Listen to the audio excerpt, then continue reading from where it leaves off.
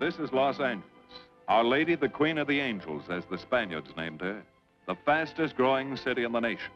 It's been called a bunch of suburbs in search of a city. And it's been called the glamour capital of the world. A mecca for tourists.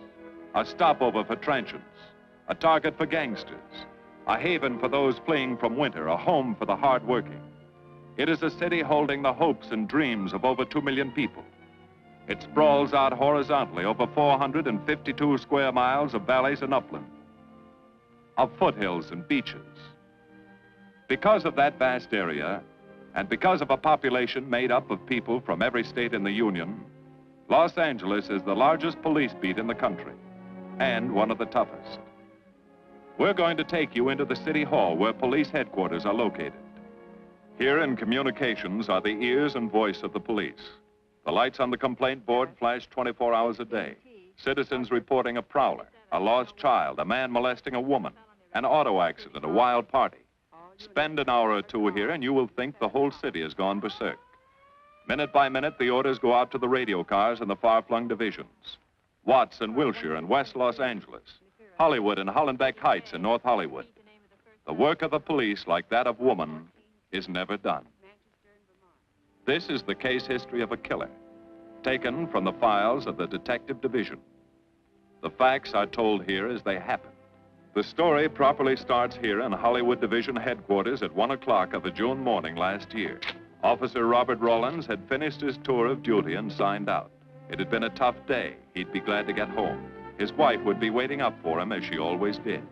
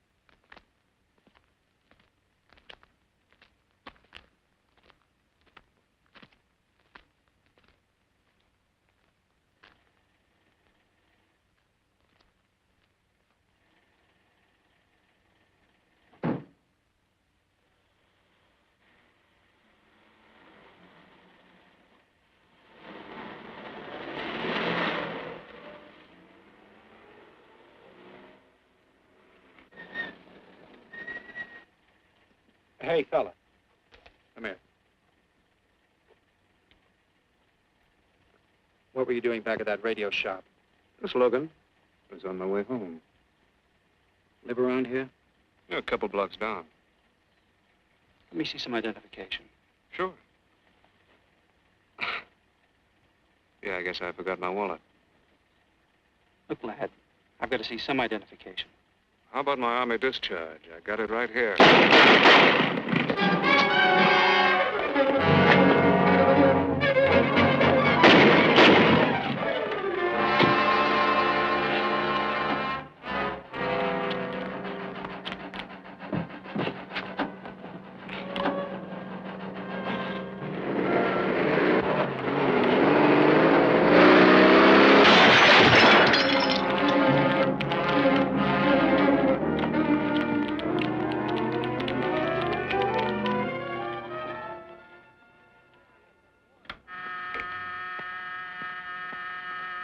Police Department, Operator 27.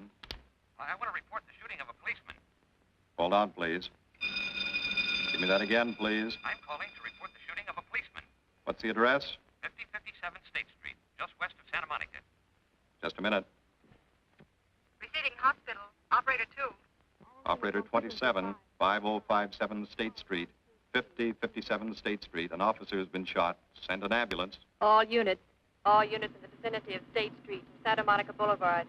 Proceed at once to 5057 State Street, 5057 State Street. An officer shot. Code 3.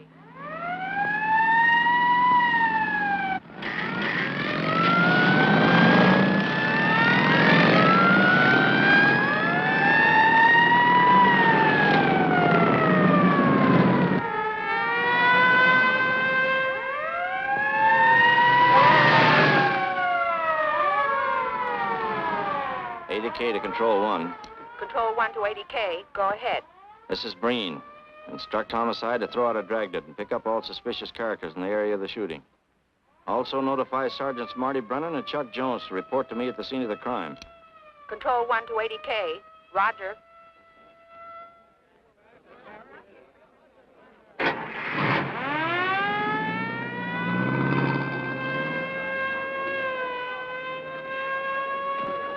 I see. Well, what have you got so far? Well, not much, Captain Breen. A couple of cartridge cases. Oh, Marty, Chuck. Hi, Cap. Eyewitnesses? Who was first on the scene, reported it? I was. I live here. I'm a light sleeper, but my hearing is good. And my Did cat... the officer say anything before he collapsed? Yeah, he gave All a description of the fella. On the shooting of the officer. Suspect is a white male American. Age 26 or 7. 5 feet 10 or 11. 155 to 165 pounds. Brown hair. Regular features. Pencil mustache. Repeat broadcast. All units. Is that about it? Yes, sir, exactly. And the officer kept saying, he looked like such a nice kid. He looked like such a nice kid. As if he couldn't believe what had happened to him. I see. Is that all? Yeah. Thank you very much. Yeah, well, anything else I can do, I'd be glad to help you. We may call you. Get his name and address, will you, Bob? This door been checked, Lee? Yeah, it's okay, Captain. Find anything? Nothing but some smudges so far. Found this in the glove compartment. I think it's nitroglycerin. Doesn't look quite right. Well, check it down at the lab. Right.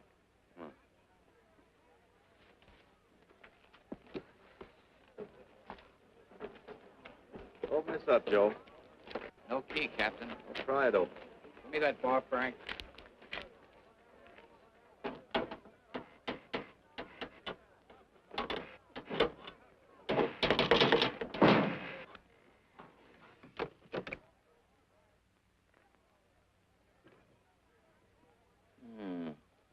Regular arsenal. Yeah, get a load of that. What is it? I don't know. It looks like some kind of an electrical device. United States Navy. It's either stolen or war surplus. Send all this stuff down to the lab and check the serial number on that Navy equipment. Yes, sir. Captain Breen.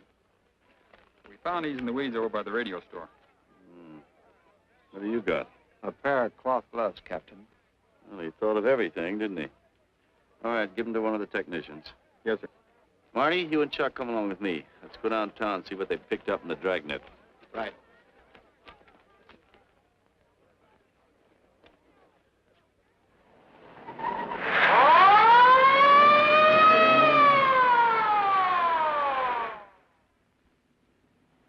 You know him, Marty? Yeah. I know his wife, too. Ever since high school. Captain, I wish you'd let Chuck and me handle this case. All right. I don't want any dead heroes. I just want the man who shot Rawlins. The suspects began to arrive at headquarters in droves. The police tossed every motel and hotel and many private homes in a 4-square-mile area around the scene of the shooting. Every available radio car and patrolman and detective was out on the dragnet. The strings were being drawn tighter and tighter. Many a man returning from a date or a late party or a poker game surprisingly found himself in a squad car, its sirens screaming as it brought him to the detective bureau. The dragnet gathered in some strange fish, and many ordinary ones. All the rest of that night, the detectives probed, needled, questioned, quizzed. Everything was checked. Fingerprints, names, addresses, stories. Every fish in the net was examined. Most of them thrown back into the sea, not worth keeping. Except a few parole violators and slightly shady characters whose stories needed a lot of verifying. I wasn't prowling no cards. Just taking a walk, you know, getting in condition. You were running when the radio car picked you up. Yeah? Maybe that's why the guys call me Punchy. He's got a point there. 2 felony convictions, no warrant, no warrant. He's on parole. Book him, violation of parole. Let's have the next one, Joe. What were you doing in that vacant lot? The vacant lot. Lot? What were you doing in it at that time of night? Nên mỗi mình cũng cho lo ngồi ấy xì hữu nội là ngồi ấy 30 cái nền bị lục dưới lại của ngồi sinh thành nghĩa ngồi thành ca giờ ngồi tụi lừa đảo sang gì. You say your name is Ralph Henderson. So what? Well, you know, it's a funny thing, Ralph. There's a guy around this town that's been wearing your fingerprints. Only his name is Pete Hannon. Okay. So I'm dead. So what's one more confession in my life? Now you're talking, Hannon. Okay, Andy. Oh, Harry. What have we got here? Oh, some robbery suspects. Candidates for San Quentin. Handsome here is the big shot. He runs the outfit. Have a gander at his record. Car theft, escape from reform school, robbery, assault with a deadly weapon. Not bad. Look at the heater we found on him. German Luger, fully loaded. Redhead here tried to carve up one of the arresting officers with this pretty toy. Nice boys. By dawn, many minor wrongdoings had been uncovered, and a few incipient felonies. The checking of the suspects had been thorough, painstaking, and tedious. But all the work was for nothing. The man who had shot Officer Rollins was not among them. He remained no more than a description, a shadow of a man, mysterious, elusive, deadly, hidden away somewhere in the vast city. As for Rollins himself, he couldn't help. He was in a coma at receiving hospital. Mrs. Rollins waited out the long, tense hours while her husband fought to live. Many another officer's wife had so waited. Many another will. The word came shortly after sunup.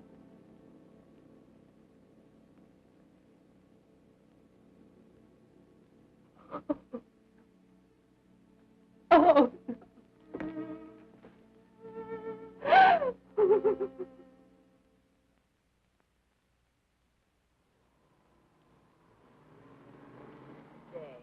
A white male American, 26 or 7, 5 feet 10 or 11, 155 to 165 pounds, brown hair, regular features, pencil mustache.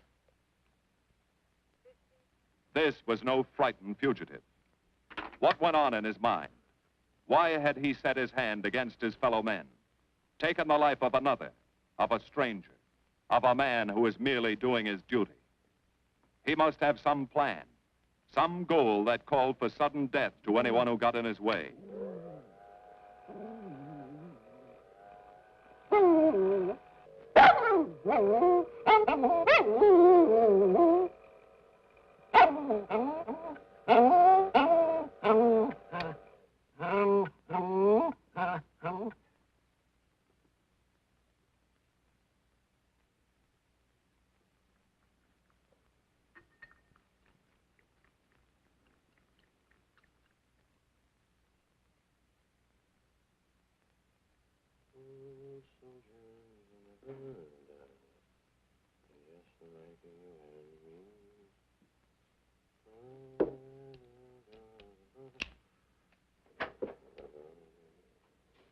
Good morning, boys. Morning, Lee. Hi, Professor. Well, I thought this was safe cracker soup. You gonna drink it, I hope? I'm really a nice guy. Stick around. I'll prove it. Come over here.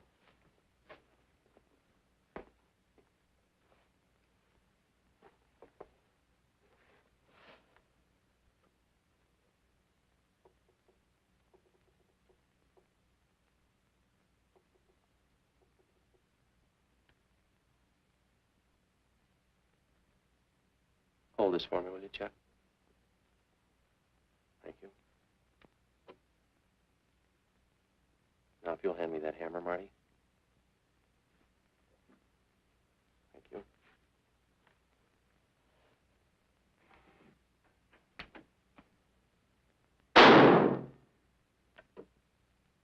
Yeah.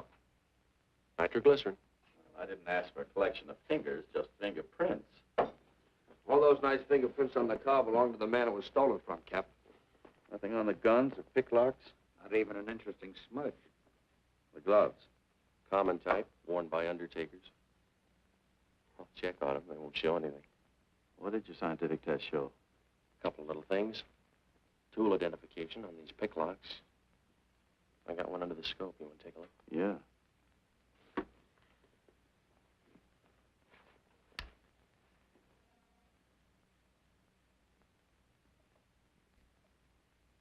Take a look. I see. Well, it seems to tie the tool up with the lock. Now, if that microscope could only tell us who did it. I'm working on that. No, only an amateur would carry that liquid dynamite in a car. This boy's no amateur. Took the precaution of desensitizing it so it'll take normal shock. Took a lot of other precautions, too. No fingerprints, no identification, nothing definite. Except he's scientific. Knows electricity. Is inventive. Yeah. I'm happy on the trigger. This is Captain Breen. Get me Captain Stevens a burglary, will you? I hate to disappoint you, Lee, but I think you've come up with something. Hello, Steve. How are you? Did your daughter's marriage come off all right? Good. Look, Steve, on those burglaries of electrical equipment lately, were there any where picklocks were used to gain entry? Good. Well, let me know if there's another report of one, will you? I've got an idea the Rawlins killer may be tied in with those. Fine. And give my regards to the newlyweds, too. So long, Steve. Well, what are you waiting for? You've got a job, haven't you? Get going. Yeah, let's go, Junior. Hold this for me, will you, Lee? Thanks. And so, with no fingerprints and only a vague description to go by, Sergeant Brennan turned to the modus operandi file. A criminal, like any human being, has his own habit patterns, unconscious traits that can lead to his downfall.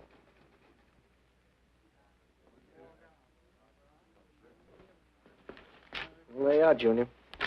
List of burglars who use picklocks for entry. Oh, great. This narrows it down to just a couple of hundred suspects in this area. Give me a match, will you?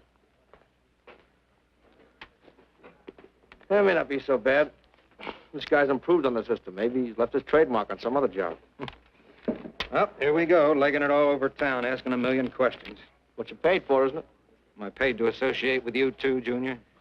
You could do worse. Not this year. Come on.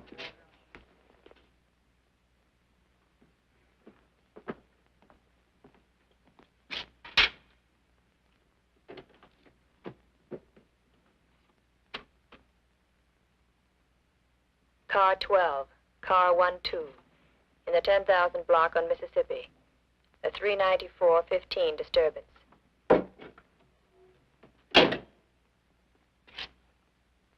Car 80K, code 1.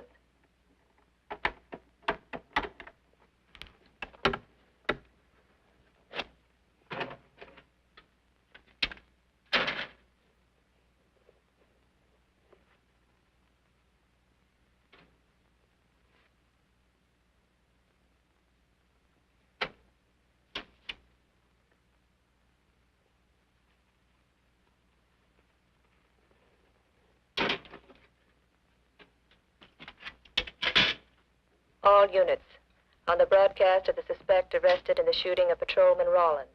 Cancel the cancellation. Suspect released from custody.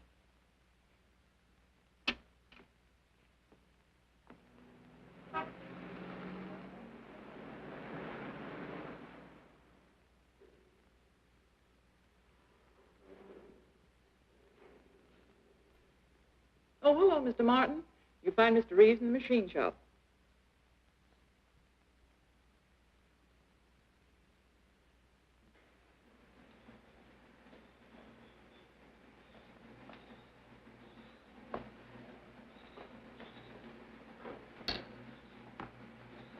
Hello, Roy. Glad to see you. How are you, Mr. Reeves? Hi. I was hoping you'd drop in. I wanted to thank you for showing us how to handle that repair job. Helped a lot.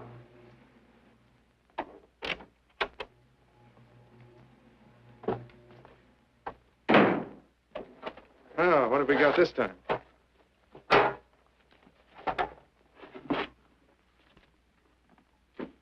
Silograph.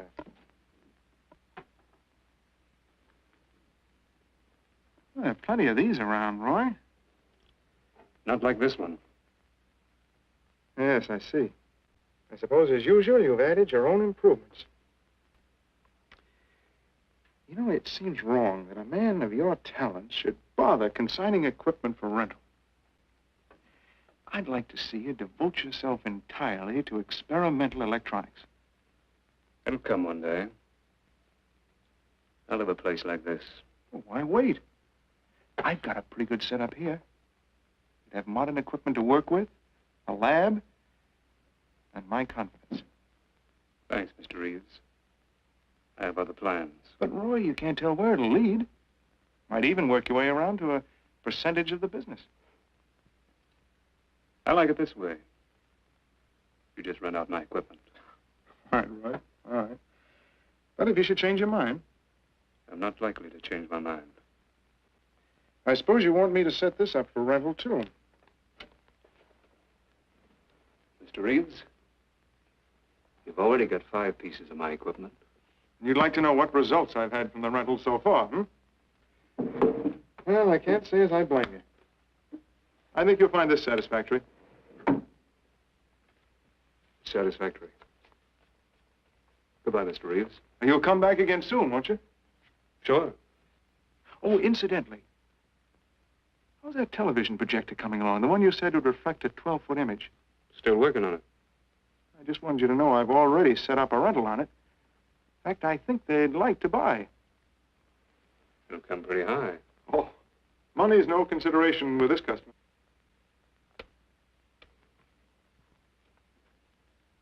Tell him he can pick it up tomorrow. I thought you said it wasn't finished yet. It'll be finished.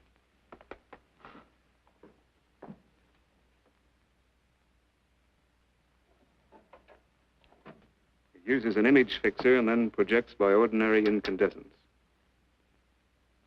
Roy, this is the best television projector I've ever seen. Let's hope that your customer thinks so. He will.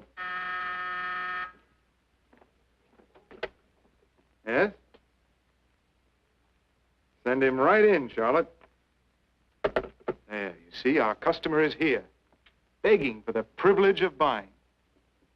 Better be running along. I'm not much good at business. Oh, but Roy, he'll want to congratulate you. Just see that the price is right. All right, Roy. I'll get you a good deal. So long. See you.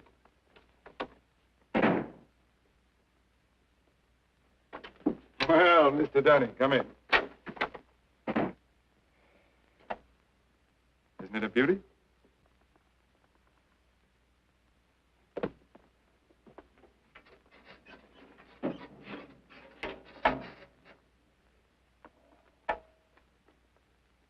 It's a beauty, all right.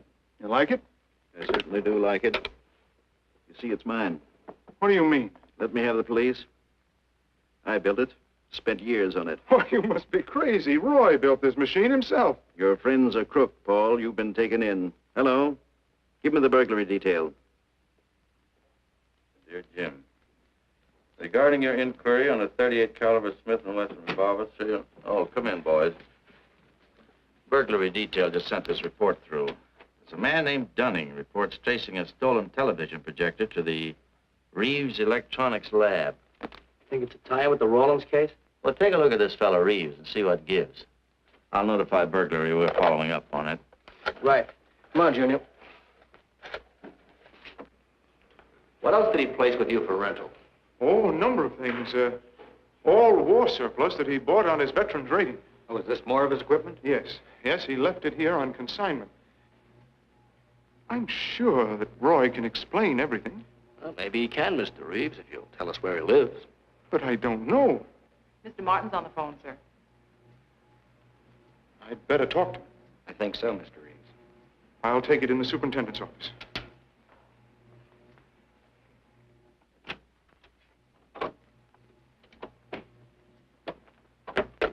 Tell him that you sold the set, and his money's waiting for him here. Find out what time he's coming by.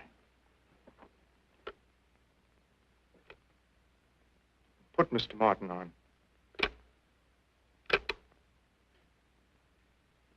Hello, Roy?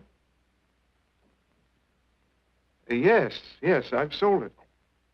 Your money is waiting here for you. Yes, I'll be working late tonight. What time will you be by? First thing in the morning. Well, maybe you better come in tonight, Roy. A couple of things I want cleared up. Like what? Oh, technical things. Besides, I don't like to leave the money in the plant overnight. How about 8:30? Fine. I'll see you then. I'll leave the front door unlocked.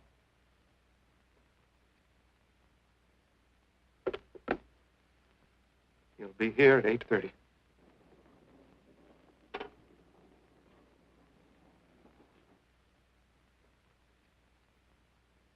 Well, I'll just run along home and get some dinner. We'd like you to stay too, Mr. Reeves. Why? For company. You want to cooperate, don't you, Mr. Reeves? Certainly. Good. Now, you just wait in your office. We'll be around. Very well. This way, gentlemen.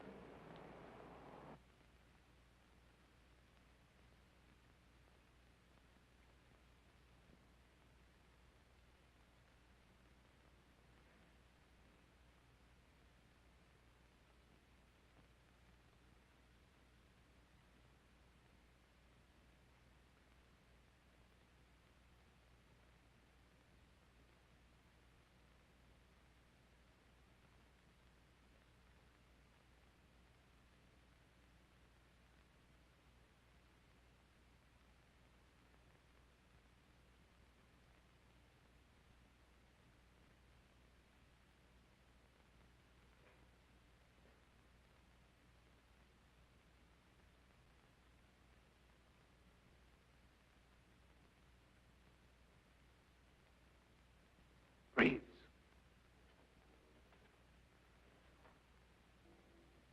that you, Roy?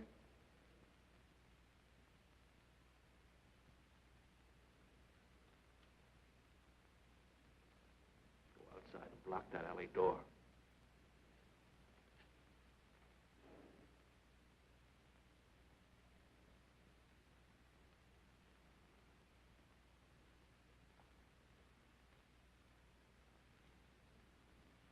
Where are you, Roy?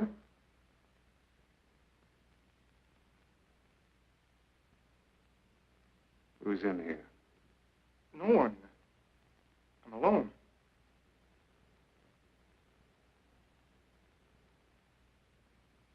Come on in. I've got your money for you. Bring it out here. All right. Just a minute.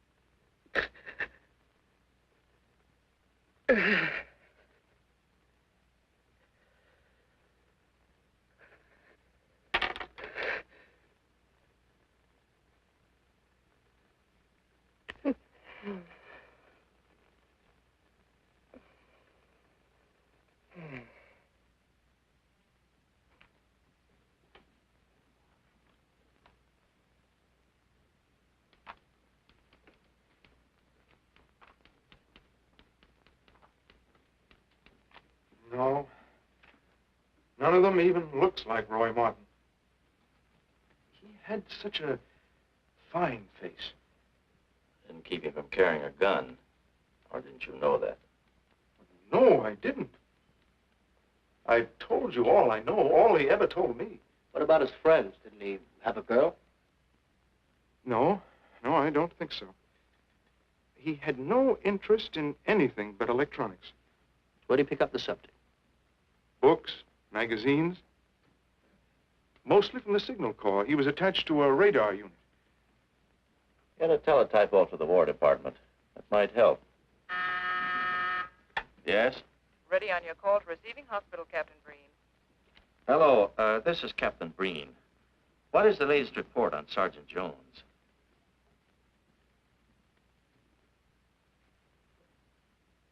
I see. Well, let me know if there's any change, will you? Thanks. Chuck's in pretty bad shape, Marty. He's paralyzed. May never walk again.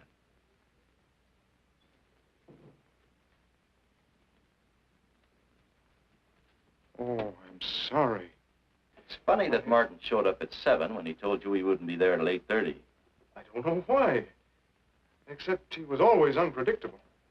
I'll tell you why. Because you warned him. That's why he came early. That's why he came in the back way. But you heard me tell him the front door would be open. And the key to let him in the back way? He must have had one made. Why don't you tell us the truth? Marty.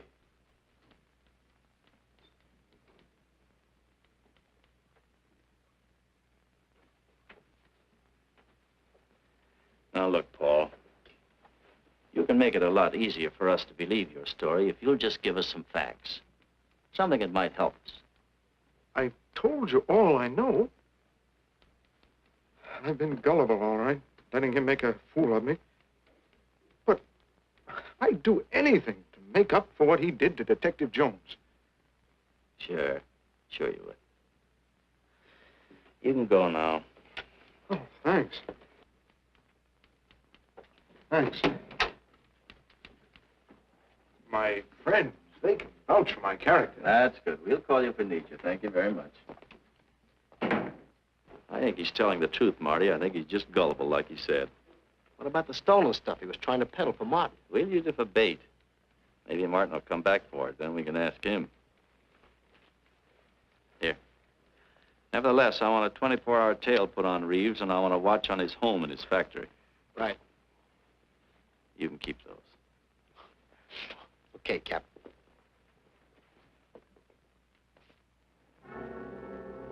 And now the killer changed his tactics, his modus operandi.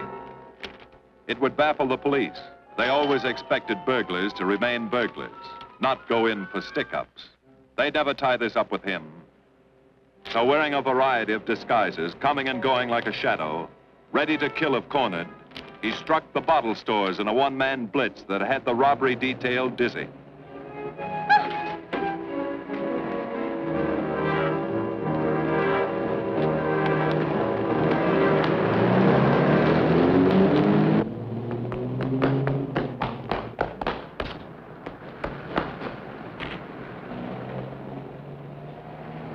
The killer, always resourceful, always thinking along lines that would baffle his hunters, had discovered an ideal avenue of escape.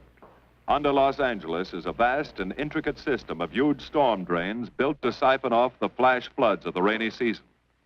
Many of the tunnels are large enough for 2 cars to drive abreast. Here were 700 miles of hidden highways, ideal for the use of someone who needed to hurry from place to place without being seen. Ideal as a hiding place for guns and supplies in case of emergency. What is it, Lee? Well, the reason I asked you to come over is I think I've hit on something. An identification? No, not quite, but a tie-up. Now, these are the shells from the gun that killed Rawlins. These were fired in the liquor store holdup in which the bandit got away. And these were fired at Chuck. Now, as you know, Every ejector, even in guns of the same model and caliber, is different. Each one leaves its own markings on the cartridge casing. Now look at these fine striations.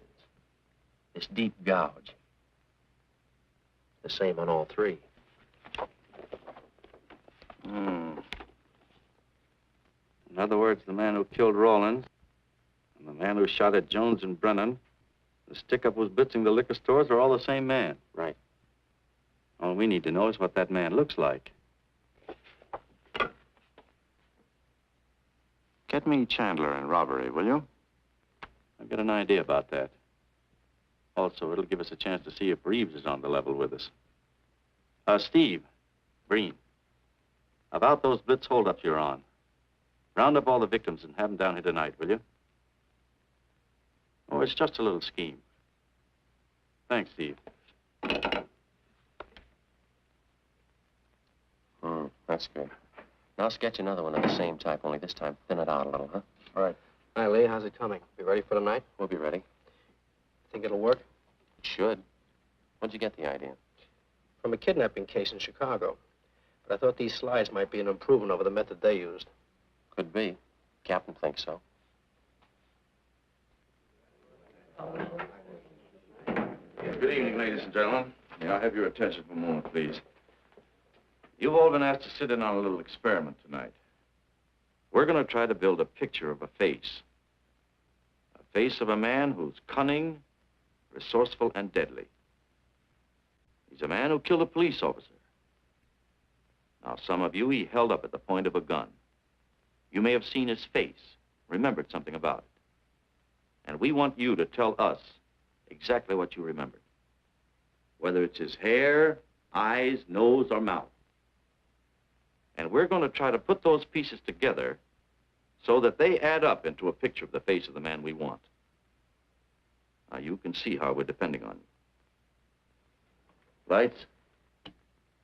Now, first, we're going to concentrate on the type of hair our man had.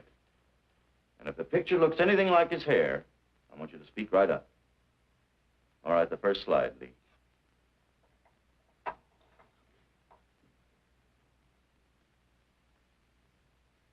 His hair had waves in it, well-groomed. That's the idea, Miss Smith.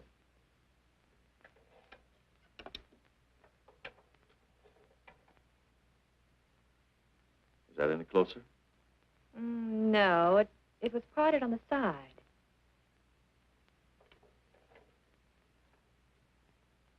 Oh, that's more like it, except it was thicker.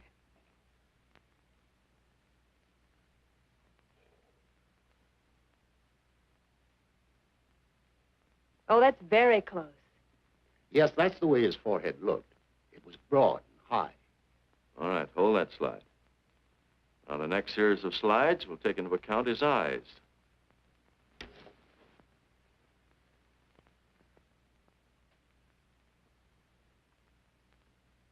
Oh, 1 minute, please. Wait, 1 minute. His eyes were a little like that. Maybe a little smaller, like beads. Go on, Lee.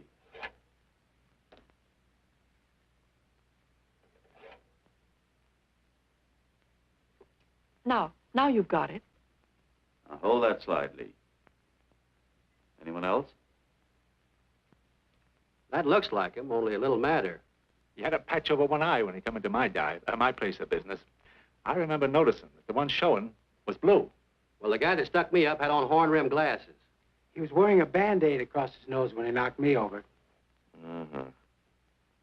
All right, hold that, Lee. Well, so much for the eyes. Go ahead.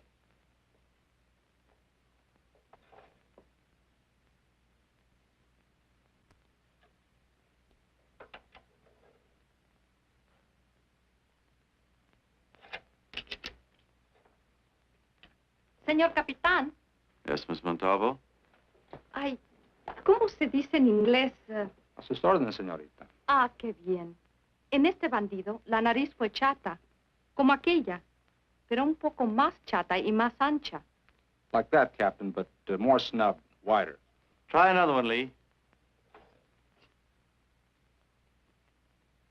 Como aquella, casi la misma. She says that's about it. Thank you very much, Miss Montalvo. Get Reeves. Any more comments?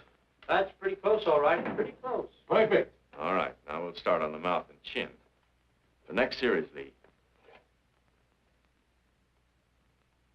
I think his lower lip stuck out more. The mouth was thin and mean, like it never laughed. Go ahead. Something like that, but thicker lips. There. That's it. That's him. All right, now hold that right there, Lee.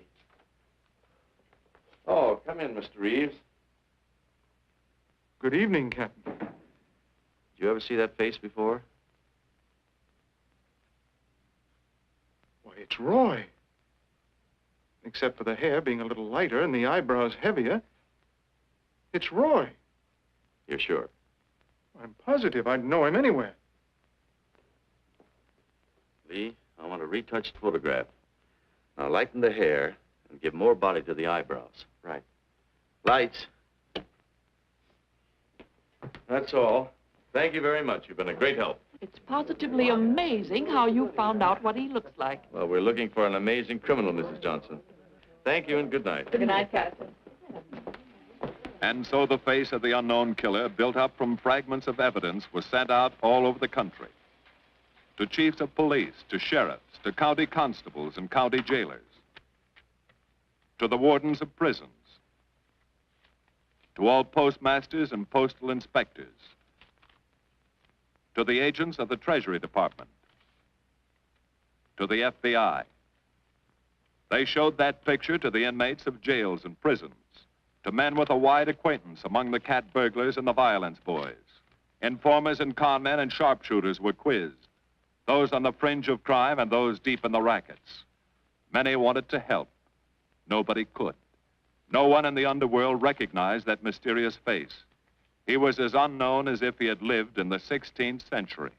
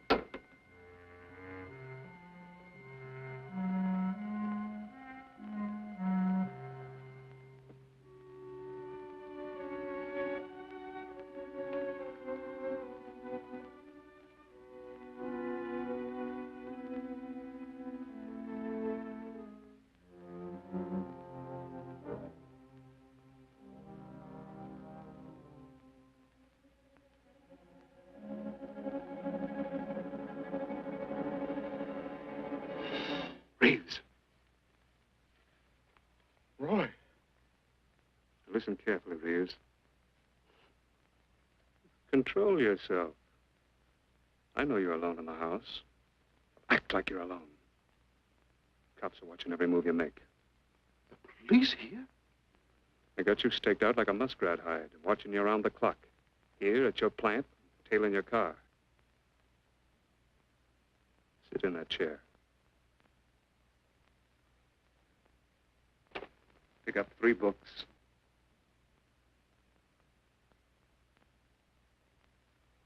Don't look up and don't answer me. All right. But glance at the books.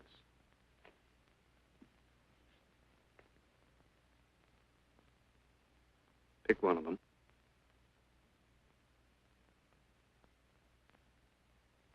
Okay. Now, that's the book you want to read before you go to bed. Now, Get up and turn off the lamp.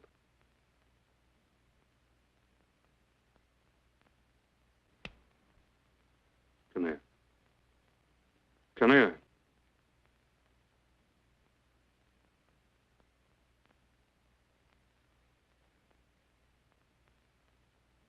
Go in the den.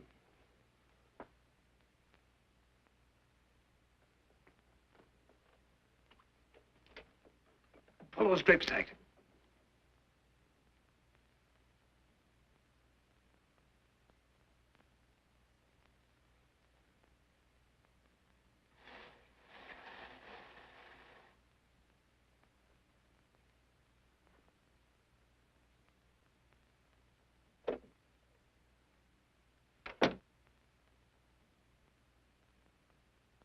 Get away from him.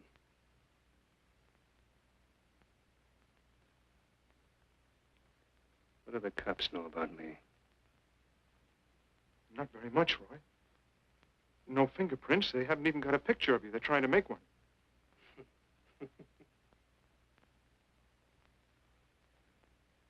How much cash you got in the house? None. I never keep any cash in the house. It isn't good business. I suppose you think it was good business letting me walk into that trap. No, Roy, no. Don't do anything you'll regret. Now, listen to me. It isn't too late. Give yourself up. Come to your senses before you kill someone else.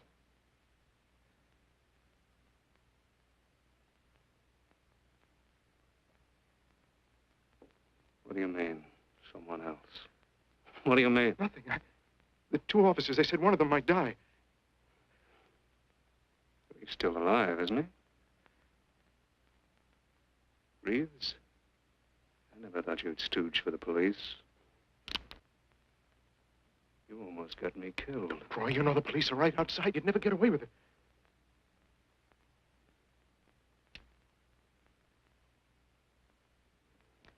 That's right. Now you're being sensible.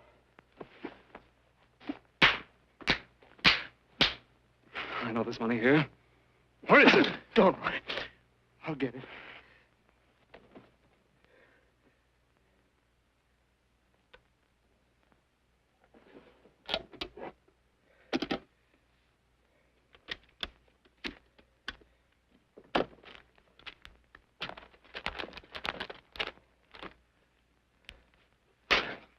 It's not enough. Stuff you've got in mind is worth thousands. I'll get more. Get it. Keep it handy. I'll be back next week, next month. But get it and have it ready. Just give me time.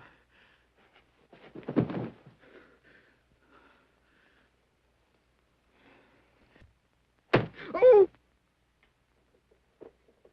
Look, I don't want policemen outside my house following me around. That's what made Roy suspicious. I'm leaving in the morning. I'm afraid I'll have to disappoint you, Paul. Unfortunately, you're our bait. I won't do it. I've done enough. Look, no one's done enough until we find this killer. I asked you to keep a sharp lookout on this house, Marty. I did. Two of the best undercover men in the department were assigned here.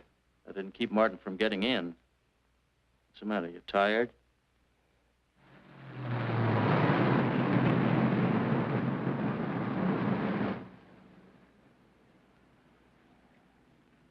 You got any idea how long you've been on this case, Marty? Months. Long enough to have come up with something by this time. You know any more about the Rawlins killer than you knew the first week? Yeah. He's about the toughest nut I've ever had to crack. That's what I told the chief when he called me in this afternoon, wanted to know why the case hadn't been broken. Look, Captain. Rawlins was a friend of mine. So's Chuck. I've got a bigger stake in this than the chief knows.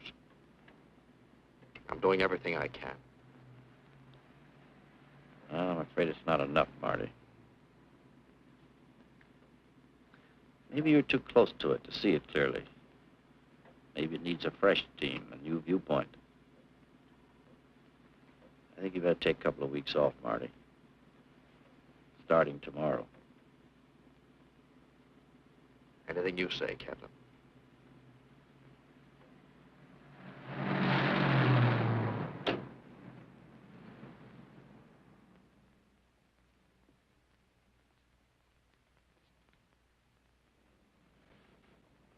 Hiya, Marty. Hi, Chuck. Meet Miss Scanlon, my new bodyguard. He's the one I've been telling you about. Oh, you mean the one with the steel trap brain? How do you do? Hello. Say, this guy been behaving? After a fashion. See, she takes me out in my go-kart, puts me to bed, wakes me up, dresses me. You're perfectly capable of dressing yourself now, Mr. Jones. I'll be back in a few minutes. Well, how's it been going, Junior? Oh, pretty good, Chuck, pretty good. Is that why you're off the case? How'd you know? Breen was in to see me this morning. Oh. Suppose he also told you they put a new team on the case. He told me everything. Yeah. Let's see what his new boys dig up. Well, maybe they'll examine the facts of the case a little more carefully. What facts? That our man's sharp, that he's intelligent and works alone, that he has no record, never leaves a fingerprint and knows every move we make? Sure, plenty of facts, only they add up to nothing. Sure, forget it. You got yourself a 10-day vacation. Go on down to the beach, get a suntan. By the time you get back, the case will be broken. Isn't that what you want? You know better than that. All I know is what I hear. You sit there batting your gums about how the old man let you down. Maybe he's trying to wake you up. He's got a funny way of showing it. There you go, flying off the handle. Always taking things for granted. I wish I could get up and boot some sense into you. He knew what this case meant to me. He still does. That's why he's trying to get you mad enough to do something about it. You don't really figure that's his idea, do you? I know it is. Ah, it's a tough case, Chuck. Not an angle, nothing to go on. You'd know what I meant if you were out working with me. I have been working with you. That's all I've had to do lately, just sit around studying what little facts we have, trying to figure out who he might be. You know the kind of a guy we're up against, then. I tell you, Chuck, this guy's a genius the way he operates. As if he were right there with us every time we go out after a lead. Oh, sure. Breen's been tipping him off just to make you look bad. Yeah, almost like that. Well, he beats us to the punch every time. There's your angle. You just hit it on the head, but you don't see it. Look, start adding. 1, he's unknown to the underworld. 2, he beats you to the punch, right? And 3, it's almost as if he were with you. Isn't that what you said? Yeah. Well, tie that up with a lot of other little things, like the fact that he uses a police gun and the accuracy of the shooting. Anybody could buy a police gun, and the Army could have taught him how to shoot. Yeah, but who taught him how the police operate? Oh, I know what you're driving at, Chuck, but a cop. Those things happen. Yeah. Now, if I were still in the case, I'd start with our own department first, then Santa Monica, Culver City, Burbank, Pasadena. See you later, Junior. Hey! Don't let him out of your sight, beautiful. It's the first time in years he's used his head.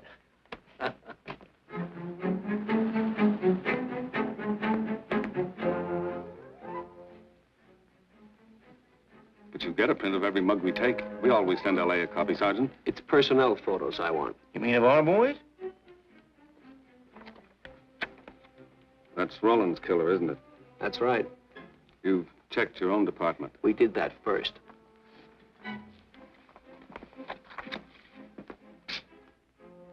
And so the tedious quest went on. Sergeant Brennan wore out his shoes and his patience, going from police station to police station, checking photos until his eyes were blurry. For police work is not all glamour and excitement and glory. There are days and days of routine, of tedious probing, of tireless searching, fruitless days, days when nothing goes right, when it seems as if no one could ever think his way through the maze of baffling trails a criminal leaves. But the answer to that is persistence, and the hope that sooner or later something will turn up, some tiny lead that can grow into a warm trail and point to the cracking of a tough case.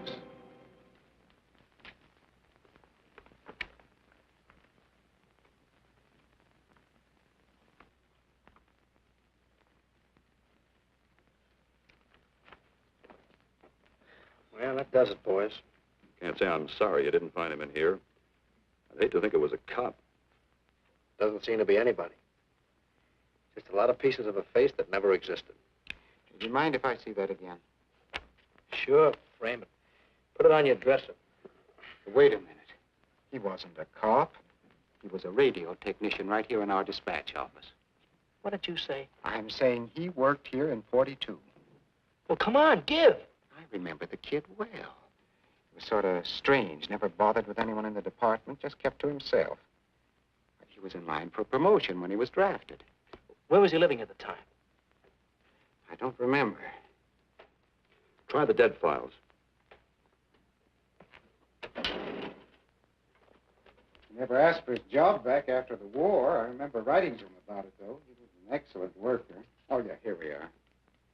Yeah, this is it. Took a while before he answered, but like he says in the letter, he wasn't interested.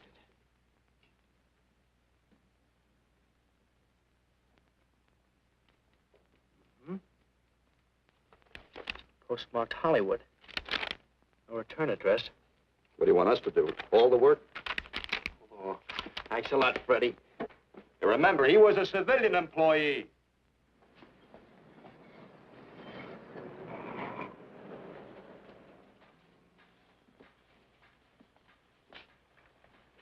Well, how about it? Anybody recognize him?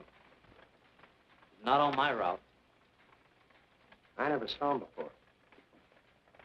Yeah, okay, fellas. Thanks very much. I thought for a minute... No. He had that face. I wonder. Yeah? Well, this may not mean anything, but he looks like a guy that's on my route. He never gets any mail, but I see him around there all the time. He lives in one of the courts. Where? Come on, I'll show you. It's not that easy. What time does your route take you past those courts? About 9 o'clock. Why? Just thinking.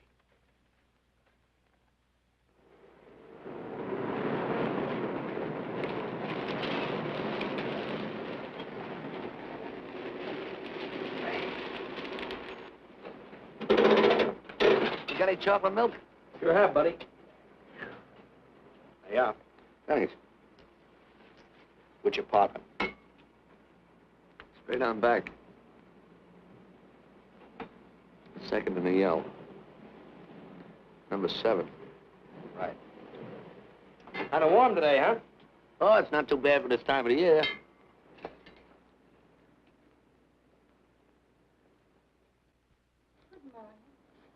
Morning. You're new in the route, aren't you? We had substitute. What happened to the other fellow? Sick. Oh, what's the matter with him? I don't know. I catch everything. Hear about it on the radio, and next morning I got it. Too bad. You aren't very social. The regular fellow always stops and talks to him. Sorry, Letty, I'm a little late this morning. I was hoping maybe you could help me. There's something very funny going on in this court. Yeah? I was scared to go to the police with it. I thought maybe I might be poisoned. What? Yeah. By the manager. She's a witch. She's a what? A witch. She puts poison in my milk. Oh, I see. Look, you switch the bottles when she isn't looking, see? Drink her milk. Then you'll be safe, right?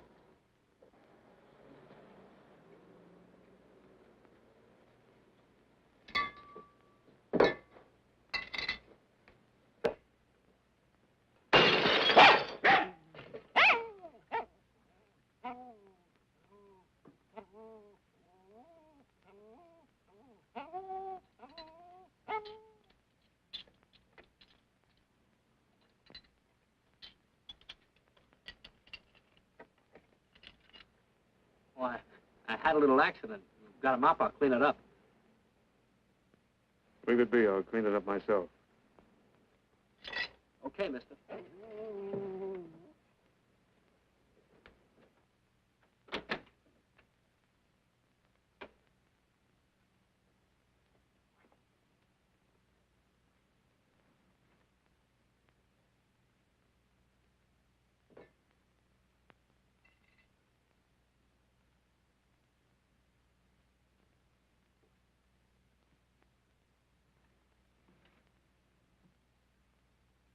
The place is called Bellevue Court. I drew this from memory, but it's pretty close. That's where he's hiding out, right there. You sure he's our man, Marty? Captain, I couldn't go wrong on that face. He's our man.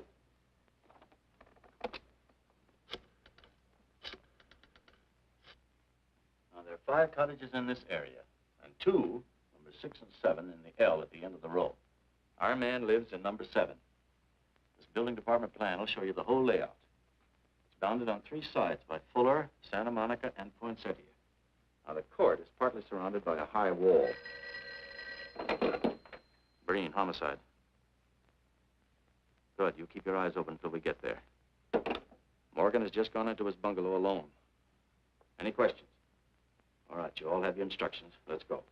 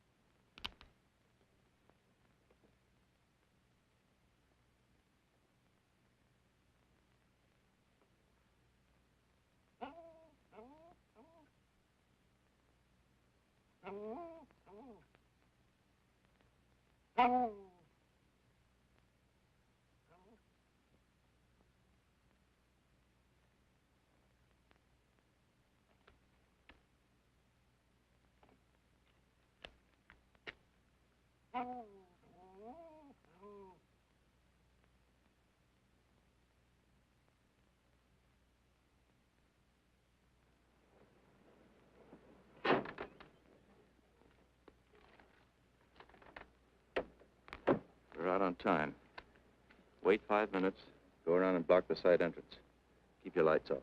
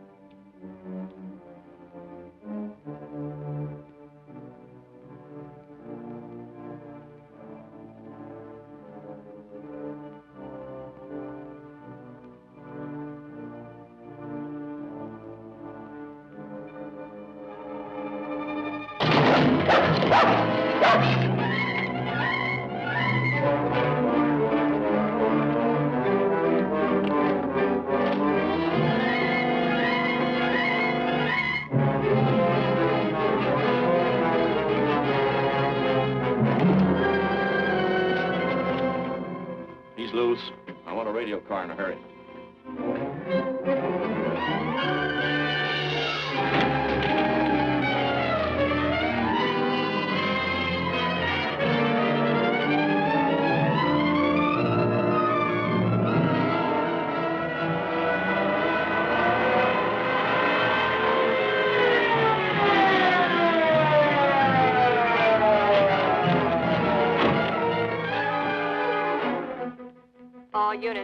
All units in the vicinity of Santa Monica and Fuller.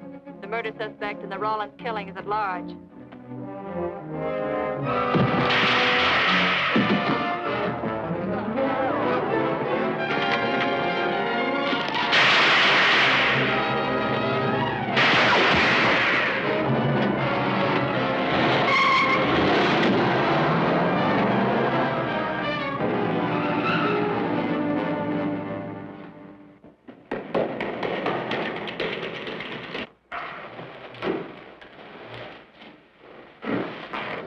I want a map covering the storm drain system in this area.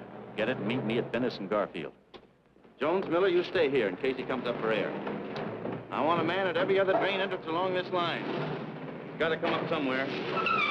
Come on, Marty. You're driving.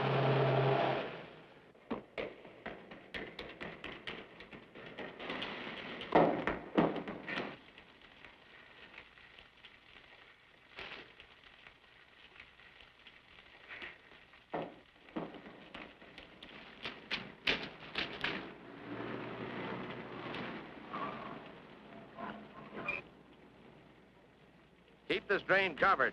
It's liable to pop out anywhere.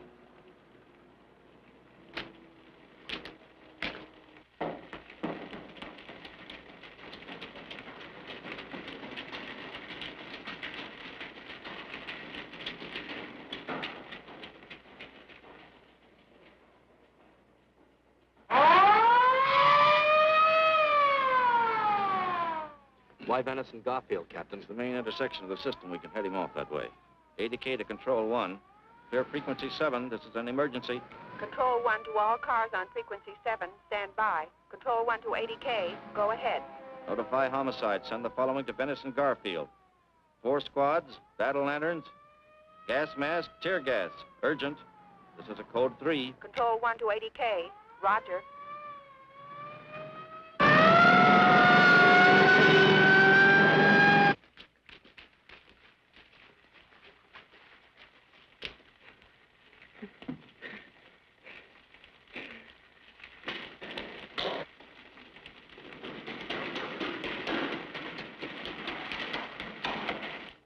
Probably head down this main drain to where it comes out at the Rio Hondo.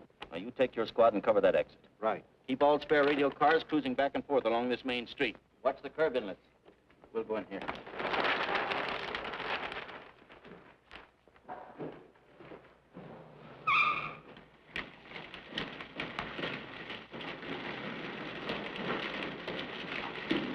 Any sign of him? No. And we've searched every foot between here and the Rio Hondo outlet. Then he must be up ahead.